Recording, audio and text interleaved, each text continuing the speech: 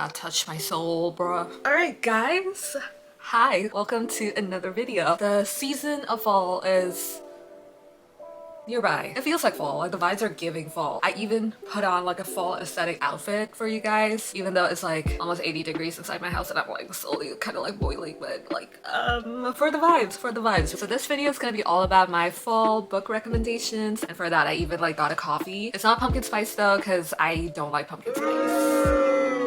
But please don't unsubscribe. I just like, I don't like pumpkin, but I do like the fall aesthetic, so that's why we're here. So the first recommendation that I have is Daisy Darker. So the book is about Daisy. She has to go back to a family reunion for her grandmother's birthday. She goes and she doesn't have the best relationship with her family. So sinister things start happening as the night progresses. What happens is that her nana is found dead, and then one by one, all of her family members are starting to die and things just keep escalating. I liked it, but someone spoiled the ending for me, so I kind of knew what was gonna happen. You know when you read a book and you kind of fill in the gaps in your head for certain things that are not touched on? I feel like the author took advantage of that and played with that, which I think is kind of genius, but also I didn't love the way things ended. But then again, I knew about the ending, so maybe I would feel about it a different way had I not known what was gonna happen, you know? But all the characters are like a little morally gray. It's really interesting to see how all of their stories kind of come together at the end. It has the spooky vibes for the spooky season, so you guys should check it out. The second book I want to recommend is called Divine Rivals.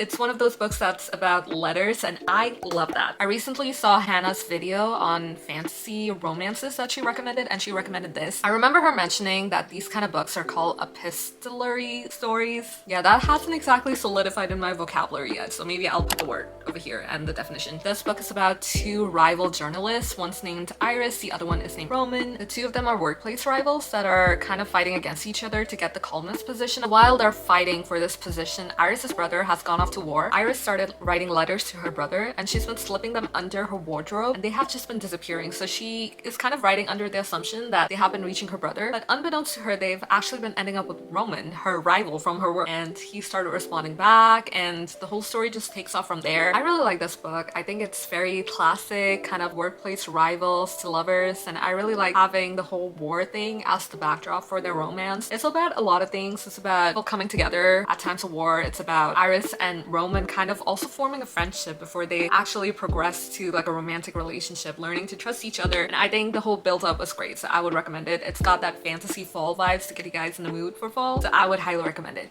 I'm parched. That's a lot of explaining. The next book I have is called Lie With Me. It's by Philip something. I'll insert the name of the author because I don't want to butcher it. I think it's Philippe or like Philip. I think he's French because this book was originally written in French and then translated by Molly, I think the same actress who was in The Breakfast Club. And she also played Archie Andrews' mom in the dreaded show that's Riverdale. Oh my god, that show was a nightmare. Like literally the most awful show I've ever seen, like ever. And like ever. Ever. So this book is called Lie With Me. It's a beautiful queer love story. I think it's about Philippe's own life. It's about his love story with this guy named Thomas, and really how that love story has shaped his life, and it's a coming of age story, and it's beautiful. Before you read this book, I highly recommend that you guys check the trigger warnings for this because it is not like a fluffy soft love story. It's got a lot of things happening, and I don't want to say anything because I'll be spoiling it. I think the love story was beautiful, and it's just great to see how people, as they go through life, how they add in little fabrics of other people into their life, you know, like little pieces of other people, and how it informs their future decisions as they progress through life. I think that has a kind of beauty to it, and I think that this story encapsulates that aspect really well. This is very somber and it's gonna make you cry. I think it's very heartbreaking, but it feels like a fall book to me, and that's why I wanted to recommend it. The fourth book I want to recommend is called Evidence of an Affair. It's by Taylor Jenkins Reid, and I think this is like one of her only short stories that she has out there. It's about a guy named David and a lady named Carrie. It's definitely set in the same Taylor Jenkins Reid universe, but it's not about Carrie Soto. At least I don't think it is. So Carrie discovers that her spouse has been cheating on her, and it is with David's wife. And so just to come out and set the record straight, she finds it an obligation to go out and tell David what's been happening with their spouses and how their spouses have been cheating on them. And they kind of struck up this friendship, this really beautiful bond where they seek solace in each other. It's a very short story. I think anyone can complete it in under an hour, but it packs a punch. Like, it's so well written and so compact and so concise, but it hits you in the feels. Highly recommend. It's a very short read. You can pick it up and you can see if you like it, and if you don't, like, at least you get the dopamine hit of like adding another book to Goodreads, because Let's be honest, we all love that. Don't lie to me, I know you like that. The next book I wanted to recommend is called Mexican Gothic.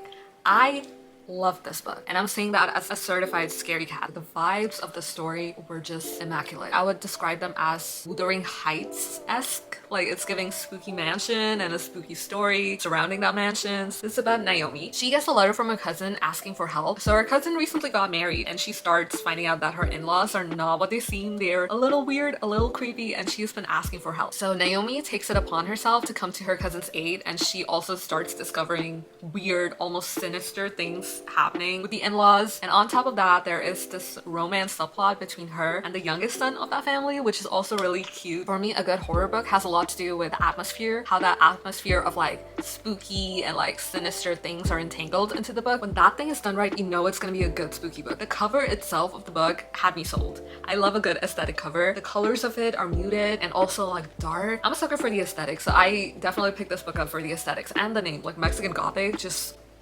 sounds like a stellar book, and I can confirm it's a stellar book, so check it out and let me know what you think.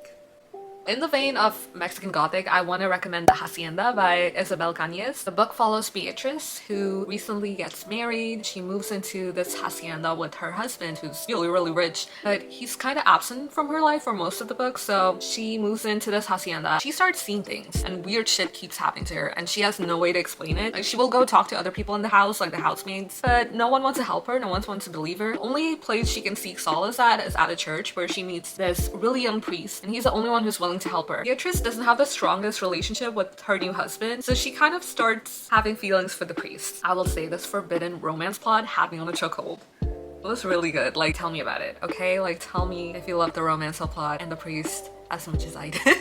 The seventh book I want to recommend is called A House in the Cerulean Sea. It's got one of my favorite tropes, and that's fan family. It's about this guy named Linus Baker. Linus gets assigned at his work to go out on this island where you have this orphanage, and he's asked to inspect that place and see if the kids in there will bring the end of days. Yeah. Oh, that sounds like very like gloom and doom. He goes to this orphanage, and the kids in there are like the most lovable people on earth. I genuinely cared for all the characters. And on top of that, Linus also has a bit of a romance with like kind of like the headmaster of that place. So he starts to grow feelings for that guy, and you see the progression of that relationship. I had a smile on my face reading it. There were moments in this book that really hit you in the feels. I feel like a lot of people could relate to the stuff in the book. Yeah, I highly recommend reading it. Eighth book I want to recommend is called One Day. So it's about these two college graduates, and they almost have a one-night stand, but instead of like almost sleeping with each other, they actually form a friendship where they exchange letters across a long period of time with each other and like keep in touch with each other, and through the course of that they develop a friendship. I've seen a lot of people in their fall recommendation videos recommend Love in Other Words. And then I also saw Steph Bohr, she recommended Normal People. I feel like this book has a lot of similar vibes. It's not as based in miscommunication as Normal People is, but it's still a great book. The movie is how I got introduced to the book. I still prefer the movie over the book, but the book is still great. I think my issue with the book is that Emma, who's like the main character in this book, she is very bookish. Like, she doubts herself a lot, and oftentimes with books is that sometimes when you meet a character that's very much like you either A, feel very, very seen and feel validated, or B, you feel like someone is holding a mirror up to you and you just don't like what you see. I feel like the reason I dislike Em sometimes is that she's not very self-assured, and it reminded me a lot of myself, of all the times I doubted myself and I just didn't trust myself. I saw a lot of that come up when we were at her parts of the book. And then you have Dex, who's the other guy that she's been writing to across all of these years. He's just so nonchalant, doesn't really care for Em. You get frustrated with him sometimes because he's very much taking her for granted. But then it's through that frustration and through their journey, you see how much of a change there is in Dex's character, and I feel like that's very satisfying to see. Even if you don't want to read this book, I would highly recommend the movie because I watch it almost every year at least once. It stayed with me for so many years. It's sad. It's very much a friends to lovers story, and it's very much about going on a journey with these two people for multiple years and see where they end up. And in the movie you have Anne Hathaway. You know, that's number one reason why you should watch it. Anything to support Anne Hathaway because I love her. So recommendation number 9. I had to add the Harry Potters. It's not fall without the Harry Potters, you know? I love Dobby. I miss him. Okay, so the last book I want to recommend is called Lessons in Chemistry, and it's by Bonnie Garvis. And honestly, it has been probably one of my favorite reads of 2023. It's such a good story. It's about Elizabeth Zott, and she's a chemist. She somehow ends up having her own cooking show, and it's just so bizarre going from being a chemist to having her own cooking show and all the stories in between. I have to say Bonnie Garvis has a very creative approach to her writing. I haven't read anything like this. Honestly, when I saw the cover, I thought it was gonna be something like The Love Hypothesis. I don't feel like the cover really conveys what the story is about. It's not entirely a bad thing. I feel like a lot of people like the love hypothesis, so if they expect more of that, more likely to pick up this book, but then they'll be pleasantly surprised because it's nothing like the love hypothesis. It's very unique. The story and the characters, they all felt so real, and it's also about the struggles that women have in academia. I have nothing but high praise for Bonnie Garmis. I cannot believe this is her debut novel. It's so good. On top of that, there's also a dog, and I love the dog. And now we're gonna go into my fall TBR. I have 10 books on here. I might have to do more with like the covers of the book because I judge books by their cover, man. I'm a simple person. I see pretty book, I buy. So these are the books that I've seen with like gorgeous covers, or I have heard really good things about it and that's why I want to read it. So the first one I have is The Lost Apothecary, and I don't know anything about it. I just know that the cover was purple and it looked pretty, so that's why I got it. I saw this randomly on Google. It's called Coffee Shop of Curiosities. And it got me curious, so, and it had like a coffee and a butterfly on it. It looks so dang cute, so I had to add it, you know. And the third one I have is called A Study in Drowning. I have heard nothing but rave reviews about this book. Also, Hannah recommended it in her videos, so that's why I put that in my full TBR. And then I have the fourth book. It's called A Good Girl's Guide to Murder. I'm actually currently in the middle of it. It's really good. I have that. The fifth book on here is called The Beautiful Ones. Again, stunning cover. I am a sucker for the aesthetics. That's why I put it. And then I have Belladonna. I think it's kind of like a deal with the devil kind of vibe. It's giving Addie LaRue from what I've heard. Seventh, I have The Silent Patient. It's very popular. It's about a woman who kills her husband and then she hasn't spoken since. And everyone is trying to piece together why that's the case. That sounds very intriguing. That's why I got it. And then I have Bunny. So Bunny has been recommended to me by Stacy. Shout out to Stacy. And I still haven't read it. I know she recommended it a while back, but I didn't pick it up just because it wasn't spooky season. I don't know about you, but I have to structure my reading according to the season. I will seriously keep something on the back burner just because the season isn't right. Make it make sense. I don't know.